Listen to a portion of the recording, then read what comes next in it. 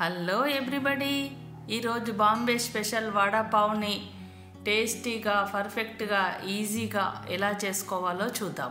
Green chutney కొరకు 2 balls కొత్తిమీర, 1 ball పుదీనా తీసుకోవాలి. కొన్ని పచ్చిమిర్చీలు, కొంచెం సాల్ట్, కొంచెం జీలకర్ర పొడి, కొంచెం కాలా నమక్, కొన్ని వెల్లుల్లి రెబ్బలు, కొన్ని ఐస్ ముక్కలు తీసుకొని మిక్సీ పట్టుకోవాలి.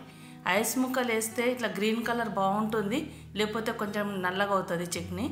ఇది ఎల్లిపాయ కారం పొడి, ఎల్లిపాయలు, సాల్ట్, బూందీ ఇంకా కారపొడి కలిపి మిక్సీ పెట్టుకుంటే ఎల్లిపాయ కారపొడి రెడీ అవుతుంది.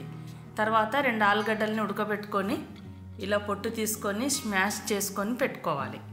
తర్వాత కడాయి పెట్టేసి ఆయిల్ కొంచెమే పోయాలి. తర్వాత కొన్ని ఆవాలు, జీలకర్ర, పచ్చిమిర్చి వేసేసుకోవాలి. తర్వాత కొంచెం కరివేపాకు వేయాలి.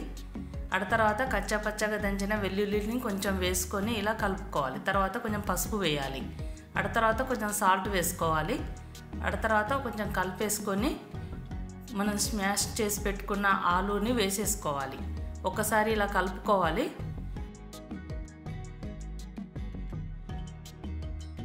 తర్వాత కొంచెం కొత్తిమీర వేయాలి. తర్వాత కొంచెం జీలకర్ర పొడి వేసుకోవాలి. ఇలా అంతా వేసి ఒక 2 నిమిషాలు ఫ్రై చేసుకోవాలి.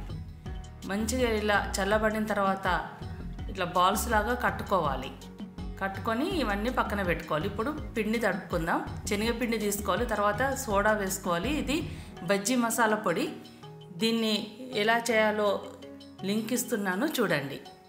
తర్వాత కొంచెం సాల్ట్ వేసుకొని అంతా ఇలా కలుపుకొని కొన్ని వాటర్ పోసుకుంటూ ఇలా స్లోగా కలుపుకోవాలి. ఒకటేసారి అన్ని వాటర్ పోయొద్దు, ముద్దలు కట్టేస్తుంటుంది. ఇలా తిక్కుగా కలుపుకొని తర్వాత ఇంకొన్ని వాటర్ పోసి నార్మల్గా ఇట్లా జారులాగా చేసుకోవాలి. తర్వాత చాలా బీట్ చేయాలి. ఈ పిండిని మనం ఎంత బీట్ చేస్తే అంత బాగుంటుంది. ఆయిల్ పట్టకుండా ఫఫీగా వస్తాయి. తర్వాత 1 టేబుల్ స్పూన్ వేడి నూనె పోసేసి మళ్ళీ ఒకసారి మంచిగా బీట్ చేసుకోవాలి. ఇప్పుడు కడాయిలో ఆయిల్ పోసి ఆయిల్ వేడైన తర్వాత ఈ ఆలూ బాల్స్ని శనగపిండిలో ముంచి ఇలా తీసుకొని కాగుతున్న నూనెలో వేసేసుకోవాలి. అలాగే చూడండి, ఇలా ముంచేసి ఇలా తీసుకొని కాగుతున్న నూనెలో వేసేసేయాలి. ఇట్లా పైనుండి నూనె పైకి అనేసేయాలి, అంటే పైన కూడా మంచిగా గోలుతుంది. ఇలా రెండో సైడ్కి తిప్పుకోవాలి. 2 సైడ్లు మంచిగా గోల్డెన్ కలర్ వచ్చే వరకు గోలించుకొని తీసి పక్కన పెట్టేసేయాలి. అదే నూనెలో కొన్ని మిర్చీలను వేసి గోలించి తీసుకోవాలి.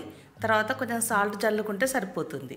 ఈ ఆలు బోండాలని ఎలా సర్వ్ చేసుకోవాలో చూద్దాం. ఇలా పావులు తీసుకొని మధ్యలోకి కట్ చేయాలి.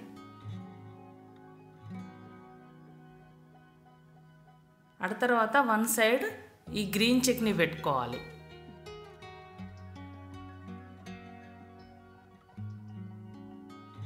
ఇలా మంచిగా స్ప్రెడ్ చేయాలి.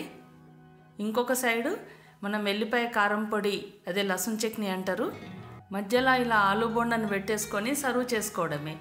అంతే, టేస్టీగా ఉండే బాంబే వడాపావ్ రెడీ అయిపోయింది. మీరు కూడా తప్పకుండా చెయ్యండి, తినండి, ఎంజాయ్ చేయండి.